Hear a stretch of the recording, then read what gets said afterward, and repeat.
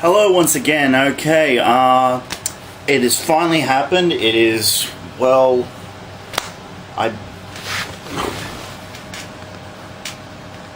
nearly 9 o'clock Saturday night here in Australia. And this video was supposed to come out early today, I believe, Friday in America. So this video. Geekvolution finally have done the Condorman review, Superior Rewind. So I thought I would do my reaction to it because I requested this over 4 years ago.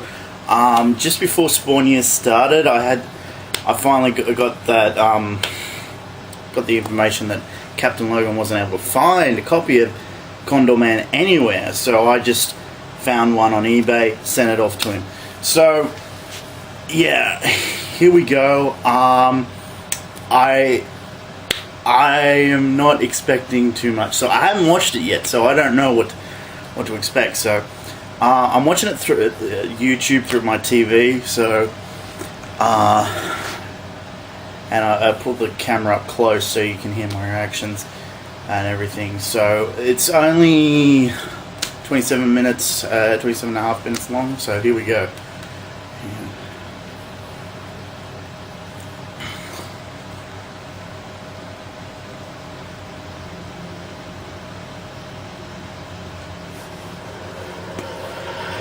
That's the Geekvolution logo.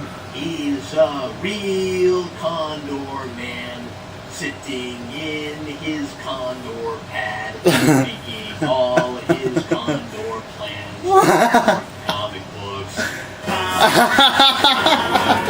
Oh, that's good. That's good. I was expecting something like that. 1981. Yep. 3 years before I was born. The following is an in-depth story analysis. If you haven't seen this film, you might want to before watching this review. Condorman is a really strange bird. Released in 1981, it's kind of Disney's answer to Superman, or at least Disney's attempt at capitalizing on the unexpected mammoth success of the Richard Donner film. Since then, Disney has obviously gotten a lot better at figuring out how to get their slice of the superhero pie. True. These days, when they want pie, they don't lay down $4 and settle for a piece, they just buy the whole pie. Way back then, before we had fewer superhero films than Bond movies, we got this bizarre fusion of genres, a story about an eccentric comic book artist turned super spy. It found its way on Siskel and Ebert's Worst of 1981 list, and then fell into obscurity, becoming yet another weird Disney cult classic, along with the likes of Flight of the Navigator. It was somewhat difficult to find in the United States until Amazon made it available for an instant rental. I've been sitting on a Region 2 copy for several years now after one of our viewers, the Magpie's Nest, sent it to me all the way from Australia. I generally like to wait and put out an analysis just before a sequel or remake is about to come out, which is why I waited so long on this one. In 2012, Disney announced plans to reboot Condorman, but there hasn't been any word on the project since. It is a really interesting thing to note, though, that ever since Disney acquired Marvel, there's been renewed awareness of this film.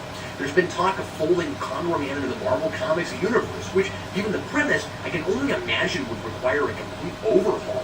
And there's even a rare Condorman wing glider power disc in Disney Infinity.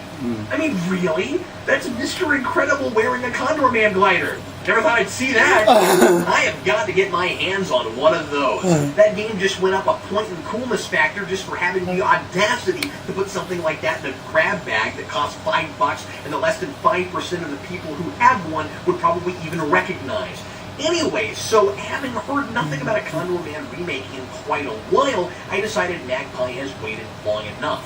Magpie, thanks for the movie, thanks for your patience, and now I shall do my level best to rip one of your favorite movies into only moderate-sized pieces. Condorman isn't unreviewable, but it feels like the critical equivalent of bullying the short kid. It's 35 years old, most people don't even know it exists. Folks that grew up with it and like Condorman see it as a charming, silly, harmless popcorn flick. It's a feel-good movie. It's the age-old, unlikely hero who saves the girl and gets her in the end story. It's not about anything deeper than that, and it doesn't have to be. It's dated, it hasn't aged real well, but that's okay. Almost 35 years later, that's part of the charm. And any review should stop right there, because all the corniness and the cliches are totally intentional. Or are they? This one's really tough because, on the one hand, it is a totally harmless movie. Comedy is in the eye of the beholder, and if you like this kind of slapstick and corny humor, it's a lighthearted hour and a half of escapist entertainment. It's silly enough to enjoy as a so bad it's good sort of B movie, and by the way, I am floored that Mystery Science Theater 3000 never got a hold of this, and I wonder if that's because Disney wouldn't have allowed it. But it's not so trippy or crude that it would be questionable for kids, like Cannibal the Musical or even The Return of Captain Invincible. On the other hand, maybe the trouble is that I've seen too many of those that work a lot better on that level. A movie like Captain Invincible knows it's ridiculous. I don't think Condorman is that self-aware, and I think it's trying too hard to be funny most of the time. When I am laughing, I think I'm laughing at it and not with it. Cards on the Table, I like a lot of what the cult following seems to like about this movie. The offbeat original premise, the gadgets and vehicles, and I'll even agree that Michael Crawford is likable in the lead role, even if I don't understand the character on the page in the slightest. But I think there are myriad missed opportunities to give Woody a real character arc, and I don't like that it seems to go out of its way to avoid natural character progression in favor of a typical and melodramatic romance, which frankly would be a lot less typical if it took those opportunities. If you've seen this movie, you might be thinking, lighten up, Cap, it's a farce and it's doing all that on purpose. But I'm not so sure. The best way I can describe my feelings after finishing this movie are dazed, mildly amused, and then immediately confused. It's absolutely baffling to me that a movie like this could possibly come together the way it did. At best, it's a really interesting study in counterintuitive movie making. I have similar issues with this film as I had with The Spirit. I'm not sure what it's trying to be or if it even knows. Condorman never crosses the line from cliche to preposterous often and far enough. Sometimes I don't know if it's aping spy and superhero tropes or if it's embracing them. There's about 25 minutes of a really quirky, unusual, out there romp. The rest of it just doesn't work at all. Woody Wilkins is a successful comic book artist known for books like Zowie, which he likes to say when he's really excited, and I like that, and Gopher Boy. He's about to unveil his new mainstream all-American superhero Condorman, which he hopes will have a similar appeal to Superman, but he feels there's an untapped niche for an international superhero. So he visits his friend Harry in Paris, who just happens to work for the CIA. Harry says that Woody is totally out of touch with reality. Woody insists on trying out everything he puts in his comics in real life out of some sort of vague responsibility to deliver realism to the children who read his books. In explaining the importance of this to Harry, he says Condorman is American. His word is his bond. Implying that Condorman is the embodiment of his own values, and he doesn't want to lie to the kids, even though, of course, fiction is inherently a lie.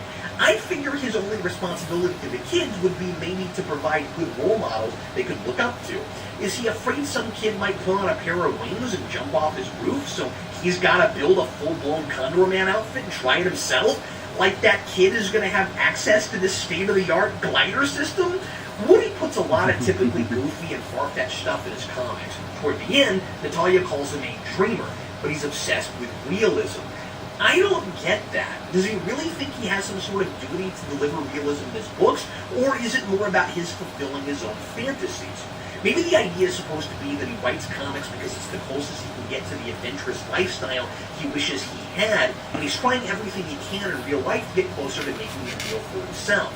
But the movie is totally ambiguous on this point, and it serves as an excuse to contrive a situation where all the stuff he draws can be built in reality, when it would have been just as easy to actually give him a break from reality and have him playing out those fantasies for real, because he wishes he really was Condorman.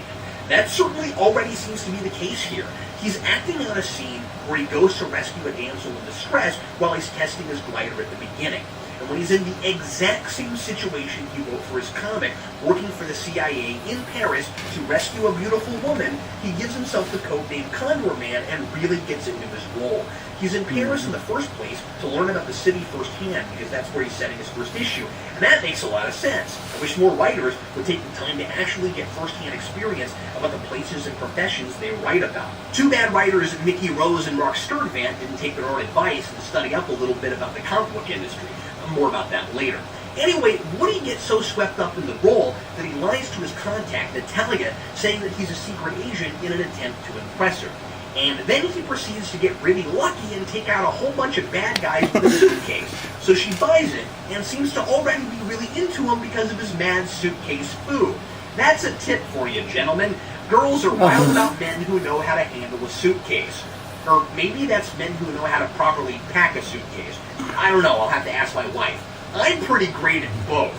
My point is, this guy is playing at being a hero in what's supposed to be the real world, and it quickly loses sight of that idea. You have a man who's totally naive and living out his own comic stories, oblivious to how the real world works and what's going on around him.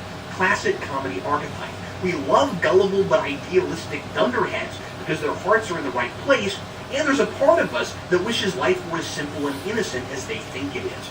With that, we don't need that awkward realism excuse for Woody to build a Condorman suit or even to ask the CIA to build the rest of it.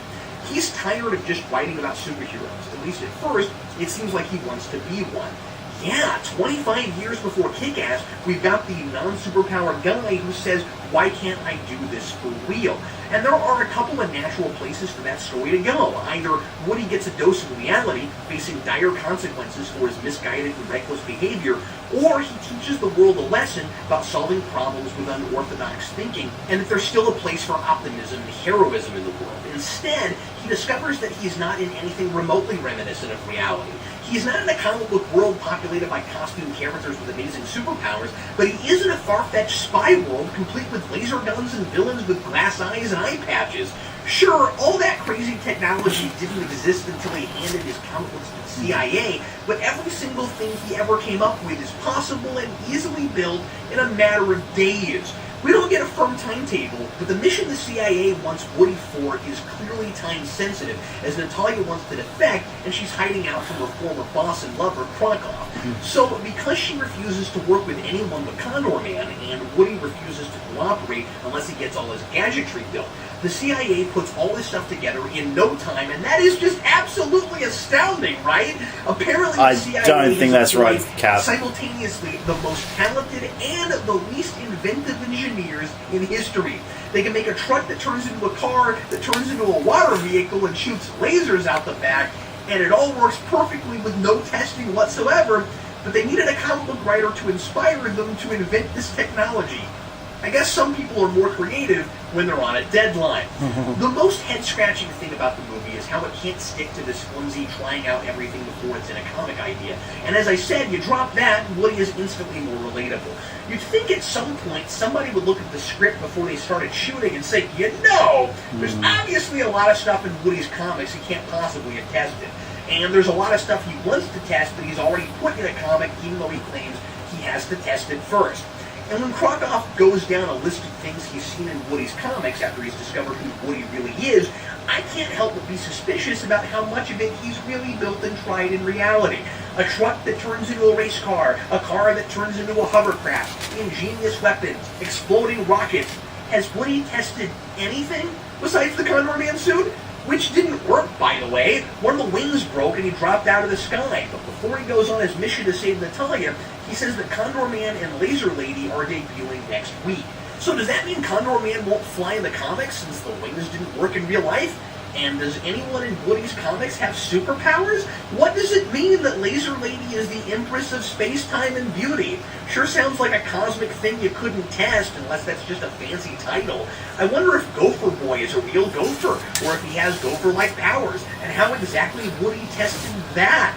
And it's really distracting, because the movie reminds me about it every 15 or 20 minutes. But the bizarre continuity gaps don't stop there. The timeline regarding the publication of the books is absolutely nonsensical. Woody says that Condorman hasn't made his debut yet, but in a previous scene, Harry's boss, Roz, asks if he's ever heard of Condorman, because that's the code name Woody gave Natalia on their first meeting. Now you'd think Harry's response would be, how could you have possibly ever heard of that character? But what he says is, that's what we call a comic book character. What? And then the scene tries to play it for laughs that Harry thinks Russ thinks Condorman is real. But it doesn't work at all, because from Harry's perspective, there's no reason Russ should have heard of Condorman. And later, Woody's real profession is revealed to Natalia when several children show her Laser Lady comic books.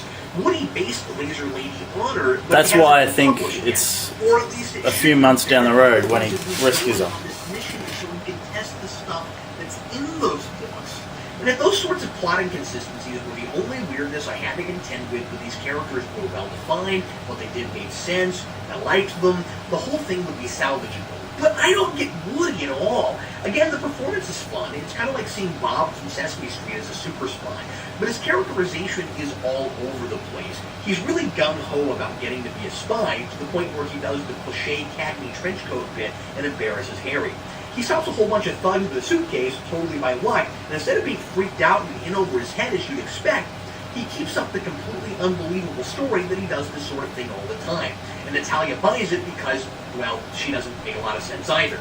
But when Harry and Russ ask him to go back in the field because Natalia won't trust anybody but him, he's afraid he'll get killed. Still likes the girl, come on! He didn't get even a faint whiff of terror off of him in the last scene. And why should he have been afraid? The whole world revolves around him. Nothing hurts this guy. He had the exact opposite of a shattering disillusionment. He should be jumping off more buildings now, secure in the knowledge that he really is starring in his own comic book and that everything will work out in the end. He knows he got lucky. Movie. My favorite example is when he and Harry get shot at in the Alps. They drop 100 feet or more out of the air and are perfectly fine because the snow breaks their fall. And you might be thinking, well, maybe the laws of physics are kind of cartoony in this universe. Okay, well then the bad guys have never noticed that their whole lives because they instantly accept our heroes are dead without even checking. But Woody assumes Harry must be completely fine, just like he is, when the coast is clear, and he never even asks if Harry broke any bones or anything. Oh, and by the way, Krakow finds them in the Alps because Harry and Woody devised this genius plan to do something based on a plot point in one of Woody's comics. Brilliant strategy, Sherlock. If the bad guy figures out who you are, which isn't hard since you keep using your real name, they'll have a blueprint to find you. Anyway, I suspect what was intended by this vague and hobbled-together script was different than what Michael Crawford communicates in the first scene with Natalia, because he suddenly seems to have had this dose of reality that I didn't see. And yet, he's still willing to go through with it if the CIA will spend insane amounts of money to create all his Condorman gear. He even cares more about Matt than he does helping the girl he can't get his mind off of, and has been drawing ever since he got back. Even when he knows it's Natalia who needs rescuing, he still won't help without his gear being built. I just don't understand why that's important to him, because I don't know if he cares more about testing his ideas or playing out this fantasy. Even in a comedy, maybe especially in a comedy, I need a protagonist who doesn't seem to be a totally different person from scene to scene. Because even if that character isn't especially layered or complex, I need a rot to anchor the jokes to. Without a solid context, it's hard to be funny. And that's probably why the movie relies a lot more on physical pratfalls and cheap gags than anything witty or clever. Woody mentions American values, that Condorman stands for truth, but I don't know what Woody's values are. If he's supposed to be a Superman-level idealist, it's certainly odd that he spends most of the movie trying to deceive people with ridiculous code names and goofy disguises, and he doesn't even seem particularly averse to shooting people. You'd think a guy who cares so much about affecting impressionable children might be at least a little averse to violence, but he uses a gun disguised as a cane and shoots a bunch of henchmen. The gun doesn't work right, it shoots all over the place, yeah, but he doesn't seem to mind that he shot anyone because it's all about a slapstick gag. And that's what's maddening about trying to talk about this movie on a story level. Everything is an excuse for a gag in the moment. The movie doesn't want me to question what kind of person Woody is. It wants me to laugh at a cane that keeps randomly firing on its own. Oh, sorry, that's funny. When Natalia walks up to him without hesitation and isn't even remotely afraid the cane might fire again, she's a main character. She's immune to prop gag death. I'm sure it also doesn't want me to notice that Woody is completely responsible for this entire situation just because he wanted to play spy. Because it's all just a stage to give us a bunch of cool toys to play with. which we don't get to see nearly often enough. If Woody hadn't claimed he was a secret agent, Krokov wouldn't have gotten angry with Natalia for revealing herself to an American spy. He wouldn't have ominously threatened her with re-education, and she wouldn't have defected. The girl Woody is in love with is in all this danger because of him. And in the third act, when he vows to save her after the CIA tries to recall him from his mission, it's just generically because he's in love. No mention of how he's got to clean up his own mess or anything. This is the closest thing he has to an opportunity for change. I guess his character arc is that he becomes a hero because he's in it to save the girl instead of just seeing his cool gadgets come to life. And okay, so he gets a little more selfless, I guess, but I don't like that he never has to face any consequences for putting Natalia in danger in the first place, and that he's rewarded for his juvenile behavior. I'm sure Natalia appreciates the opportunity to defect. Krokov is a sadistic megalomaniac and willing to kill her for any transgression at all, but that doesn't make what Woody did any less careless or idiotic. The big thing Woody has most in common with a lot of traditional superheroes is a secret identity, flimsy and hardly secret though it may be. He doesn't wear a costume, besides those obvious and conspicuous disguises, until the last 10 minutes, but he does sort of have a dual identity. He doesn't keep it for the typical reasons. He's not trying to protect his loved ones or keep himself from being found out by the bad guys, and just wants Natalia to think he's a spy because she's impressed with him. When the children in the Alps show Natalia her own pop art portrait in one of Woody's comics, her reaction is baffling. She's taken aback for a minute, and then in the very next scene, when you'd expect some sort of confrontation, she and Woody are just dancing at a party like everything is normal. And this thing has been so disjointed, I wondered if it would even come up again. Well, it does, but she's not the slightest bit upset. And I kind of appreciate that. It's refreshing to see a girl who doesn't immediately jump to conclusions because the hero has been keeping something from her. Maybe he has a perfectly understandable reason. You should at least give him the opportunity to explain himself. A lot of superhero stories use this opportunity to force a dramatic situation, making the love interest completely unreasonable in order to create some personal conflict for the protagonist, so that it looks like he is dealing with some normal life stuff instead of just Green Goblins throwing pumpkin bombs. But this girl has every reason to at least question Woody's actions, if not to be totally furious, and she totally goes with it. She has one moment of hesitation, saying, "When I parted from Krokov, I promised I would never again love a man who lived a life of deception. But now, I think there is deception and deception." I love Woody's response. I don't understand. Yeah, me neither. And I suspect the actress didn't either.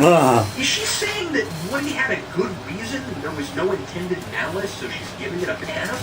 Has it not even occurred to her that he put her in a super dangerous situation just to play spy? It's cool that she's not typically irrational, but I don't get this response any more than I understand instantly taking it personally. And that's because I don't know what she sees in him past originally thinking he was a brilliant spy. Maybe there's supposed to be some sort of development in their relationship where she goes from loving him for his suitcase smashing action feature to falling for some endearing personality trait, but I can't begin to tell you where that happens or what exactly it is. Natalia is one of the most understanding love interests in the history of superhero movies. Reed Richards and Tobey Maguire's Peter Parker would drop their needy and selfish girlfriends in a hot second if they spent 5 minutes with this girl. There is no friction between her and Woody whatsoever. Of course, there's not much natural chemistry between them either. There is some forced drama between them, like in the scene where Woody comes to rescue Natalia in disguise at a party after she's recaptured by Krokov and forced into servitude. This is what passes for tension in this movie. Natalia lies to Woody and says her defection was an act the whole time, and that she did it to help Krokov lure Woody to them, thinking he was this really important secret agent. Krokov hasn't gotten over to them yet, hasn't overheard any of this, so she just as easily might have said, "Keep up your disguise and do whatever it is you have planned, I'm with you all the way." Because then Krokov does walk over, looking suspicious, or just generally sinister. I don't think his face is physically capable of making any other expression, but he doesn't recognize Woody. As he walks away, Natalia says, "I'll bring the dip, you bring the Dostoevsky," referring to Woody's earlier line when the movie was trying really hard to make me find them cute together, to tip him off that she didn't mean anything she just said, and she's still on his side. So that whole scene is totally pointless, just there to give Woody a reason to look all sad and crushed for the 5 seconds she's putting that act on when they were totally alone and she could have said anything to him. I think a lot of this carelessness and characterization may come oddly from the movie's attitude toward comic books, which is really telling of the general consensus in the mainstream about what comics were and who they were for at the time. And I think that's where this film becomes a really interesting cultural study. The people who put this together clearly don't understand the medium they're writing about. These writers don't seem to know the difference between cartoons and comics, and those terms are frequently used interchangeably. When Harry is explaining the concept of a comic book character to Ross, he lumps Superman in with Daffy Duck. Sure, both are in comics as well as cartoons, but the general attitude seems to be that comics are always silly, throwaway stories, and that quirky man-children like Woody are what all comic book creators are like. There's nothing to indicate that Woody isn't supposed to be representative of the whole industry. Now, a lot of comic creators are extreme and eccentric personalities. Imagine if Grant Morrison or Frank Miller tried to be real superheroes. But in the early 80s, there were a lot of envelopes being pushed. Writers like Denny O'Neil trying to tackle important social issues like drug culture in Green Arrow, Green Lantern, and Miller dealing with urban decay and street violence in Daredevil. A lot of the public perception of comics as just a kiddie medium came from censorship by the Comics Code Authority and the effects of Frederick Orton's comic witch hunt in the 50s, which certainly hadn't worn off yet. I imagine this movie would have been pretty insulting to creators working in the industry at the time, and I wonder if the writers of this movie just hadn't looked at a comic in 15 years to see that times, they were a-changin'. Woody himself, who is a Simonson-esque writer-artist, doesn't even know what city Superman operates out of. He says he didn't set Condorman in New York because Superman has that covered. I get the strange feeling that somebody saw the Superman movie, remembered the Statue of Liberty there, and forgot the name of that city was Metropolis. Marvel was well established by this point. If they'd done their homework, Woody could have made his point a lot more effectively by mentioning just how many of their heroes operate out of New York. Also, the opening sequence establishes this hokey cartoon tone with an animated bumbling Condorman flying all over the real Paris. And I'll give it props for trying a little animation on top of real footage 7 years before Roger Rabbit. He's crashing into things and even doing the goofy wah-hoo-hoo-hoo-hoo.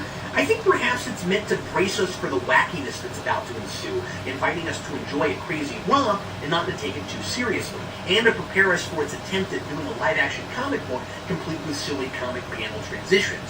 Unfortunately, it doesn't earn much credibility because it doesn't know the difference between a comic and a cartoon, and because it's rarely silly enough, often enough, for me to fully accept it on those terms. These guys really should have done their homework, especially because they're writing about a guy whose primary motivation is research for his stories. At the end of the day, what is Condorman really saying? That America is awesome, and if you let people capitalize on their wild ideas unencumbered, you'll get flying suits and lasers? It's kind of interesting that Woody saves the day with stuff he came up with, not in an attempt to save the world, but to make money with comic books. Pro-capitalism and anti-communist? Can I read that far into it? And is it saying that adults don't have to grow up? That you should be in touch with your inner child? That even though it doesn't get comics, it has a nostalgia for them, and it likes them? Or maybe it's not saying anything at all.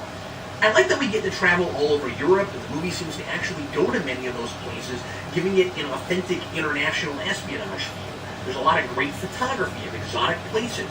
The action scenes are hysterical, and I'm constantly counting down the minutes until we get to the next one. It's potentially a really neat concept for a superhero origin story, and certainly there is maybe a story here and not just a setup to get the ball rolling like so many superhero origin stories are. I'll even go as far as to say this is one of those rare movies I think should be remade. I think there are a lot of missed opportunities here that could be capitalized on if somebody else took a stab at it, and it's still a pretty unique idea. It might be cool to see something closer to the real comic book business explored in the fictional narrative. Oh, and speaking of becoming a superhero, the movie ends with a standard sequel bait scene where Harry whispers to Woody the location of the next assignment the CIA wants to give him. That's the clever, ambiguous ending. I'm supposed to enjoy guessing where Woody is going after seeing him cover nearly the whole continent of Europe. Yeah. I'm disappointed we didn't get a sequel called Condorman in Space, because I wouldn't have settled for anything less exotic than space. Maybe the bottom of the ocean, or shrunken down and sent inside the human body. I'm going to give Condorman a 1.5 out of 4. It's fascinating. A muddled and confusing premise and a story that resorts to an uninspired romance instead of really delivering on the comedy romp it promised at the beginning. If you're not going to make these characters come alive and make any sense, stop pretending you're a real drama and just give me a lot more of this.